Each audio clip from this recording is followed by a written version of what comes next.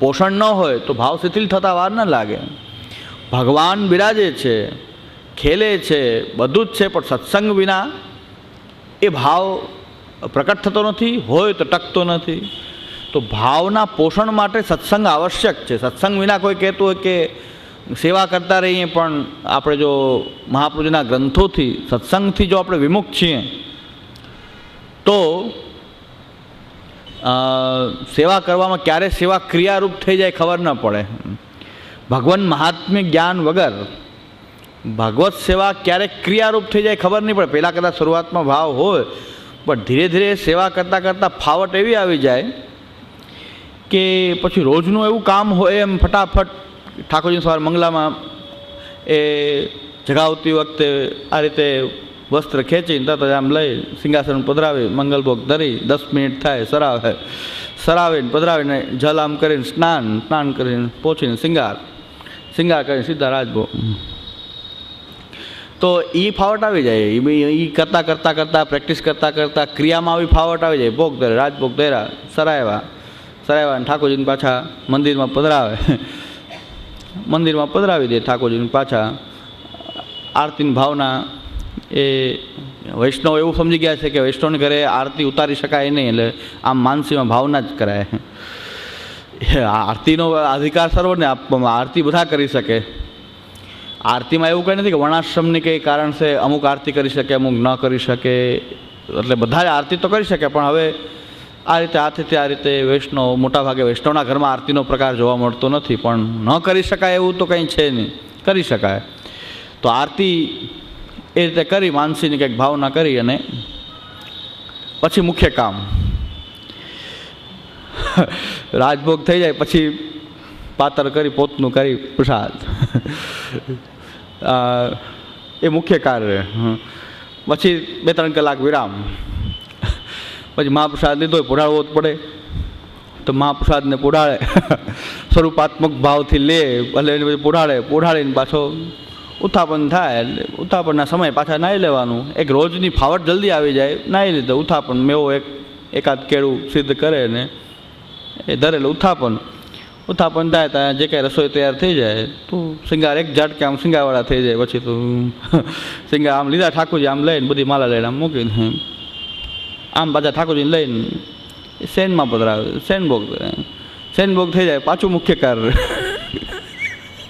શેનભોગ થાય ને 1 મિનિટમાં પોટી જાય. ઓઢાવામાં ઠાકોરજીમાં પધરાવે, આમ કરીને સહી આમ કરીને બંધ, બારણું કરીને ધડ કરીને મંદિર બંધ. પછી પાછું પોતનું કરીને પ્રસાદ લઈને શું કરવું, એ ટીવી સામે બેસી જાવ. પ્રસાદ લઈને ટીવી સામે બેસી જાય, માન શાંતિ થઈ. આખા દિવસ તો કામ થઈ ગયું. જે માણસ મજૂરી કરીને આવીને થાકી જાય ઘરમાં આવીને પછી આનંદ પ્રમોદ કંઈક કરે ને, એમ આખો દિવસ સેવા કરવાળો આખો દિવસ સેવા કરે ને પછી ટીવી સામે બેસી જાય, ટીવી જોવે. સત્સંગ વિના સેવા આવી એક ક્રિયા થઈ જાય, એ કદાચ ફાવટ આવી જાય, ફટાફટ થઈ જાય. કોઈ કે પાછા આમ પૂછતા તમારા રાજભોગમાં કેટલી વાગે, મંગલાથી રાજભોગ કેટલી વાગે, કોઈ 1.5 કલાક, કોઈ 2 કલાક. અને સાંજે શું કરવાનું હોય, સાંજે તો 1 કલાક, અડધી કલાક કે 1 કલાકમાં સાંજનો ક્રમે થઈ જાય. તો સેવા જો સત્સંગ ન હોય તો સેવાની ક્રિયા એ ક્રિયાવત થઈ જશે, ભગવાન મહાત્મ્ય નહીં રહે.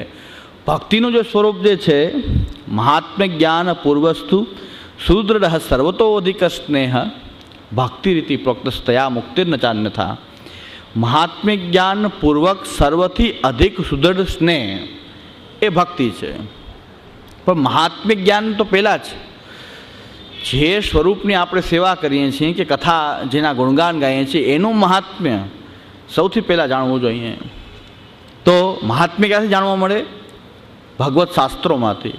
પણ ભગવત શાસ્ત્રની અંદર પણ કેવી રીતે સમજ પ્રાપ્ત થાય? ભગવત શાસ્ત્રની અંદર તો કહે છે કે મહાત્મ્ય જ્ઞાપના એવ શ્રવણ ગુણ કર્મણામ, ભગવાનના ગુણ વગેરેનું શ્રવણ કરવાથી મહાત્મ્ય જ્ઞાન થાય છે. ભગવાનના ગુણગાન કરવાથી, એનું શ્રવણ કરવાથી મહાત્મ્ય જ્ઞાન પ્રકટ થાય. પણ મહાત્મ્ય જ્ઞાન ક્યાંથી પ્રાપ્ત થાય? કે શાસ્ત્રાણામ ઉપયોગો અત્ર, શાસ્ત્રોનો ઉપયોગ છે. ભાગવત, ગીતા આદિ શાસ્ત્રોનું અધ્યયન કરે, મહાપ્રભુ વલ્લભાચાર્યના ગ્રંથો વગેરેનું અધ્યયન કરે. પણ એ ગ્રંથો કોણ ભણાવે? તો કે તત્રાકાંક્ષા ગુરોર ભવે. ગુરુની જરૂરિયાત શું છે ભક્તિ માર્ગમાં? કે ભાગવત શાસ્ત્ર ભણાવે, સમજાવે અને એના દ્વારા ભગવાનનું મહાત્મ્ય જે છે એ શિષ્યમાં એ દૃઢ કરાવે, ભગવાનનું મહાત્મ્ય દૃઢ કરાવે.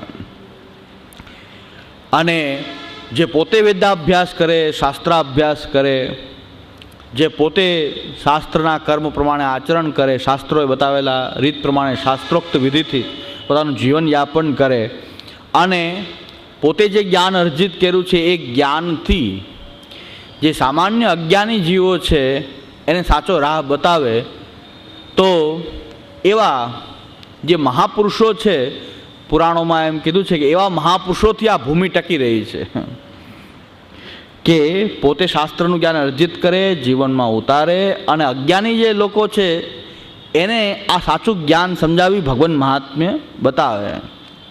તો એવી મહત્તા છે આ મહાપુરુષોની. તો ગોપીનાથ પ્રભુચરણ સાધન દીપિકામાં એ જ આજ્ઞા કરે છે કે તત્રાકાંક્ષા ગુરોર ભવે. ગુરુની આવશ્યકતા જ એટલી કે શાસ્ત્રો ભણાવે, ભગવાન મહાત્મ્ય દ્રઢ કરાવે અને મહાત્મ્ય દ્રઢ થશે તો એનાથી ભગવાનમાં સ્નેહ પ્રકટ થશે.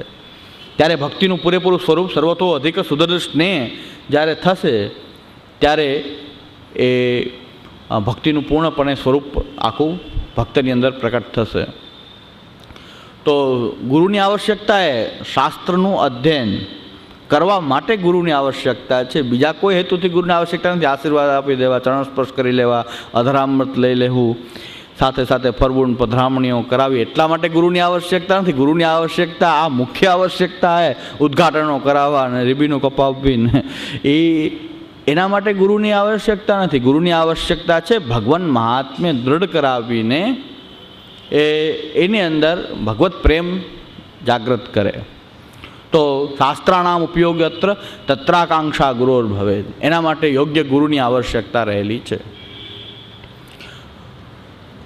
તો હવે કોઈ ગુરુ અથવા કોઈ ભગવતી, કોઈ ભગવત ભક્ત એના સંગથી, જેમ કુમનદાસજીએ એ માંગ્યું ગોવર્ધન ધરણ પાસે કે ભલે ગોવર્ધન ધરણ બોલે છે, અનુભવ કરાવે છે, સખ્ય ભાવનું દાન કરે છે, પણ છતાં સત્સંગની આવશ્યકતા છે. એટલા માટે કે ક્યારેક સત્સંગ વિના ભગવાન મહાત્મ્ય રહે નહીં. ઘણી વખત એવું બને કે એક લૌકિક બાળક જેમ રમતો હોય, કાયમ રમે તો ક્યારેક એમ થાય કે ભગવાન થોડા હોય, તો બાળક છે, રમે છે.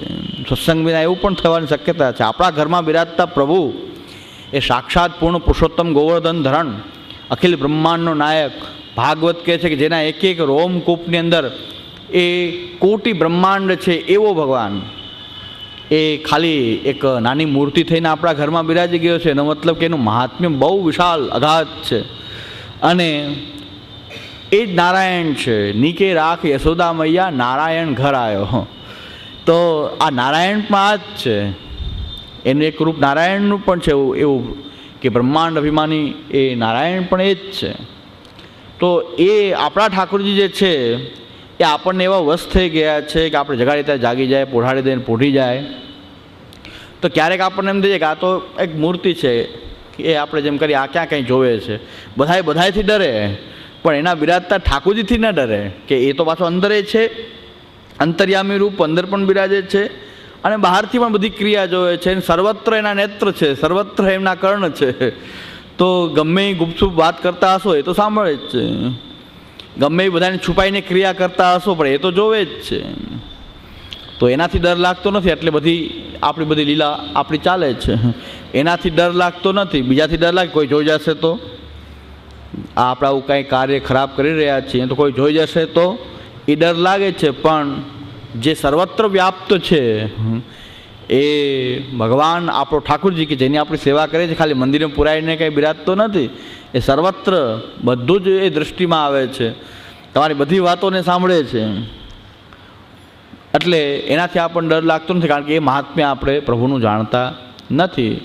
એ આપણો ઠાકોરજી છે કે જે સર્વશક્તિમાન છે, સર્વ શુભ છે, એ સચ્ચિદાનંદ રૂપ છે, એ આનંદ ઘન છે.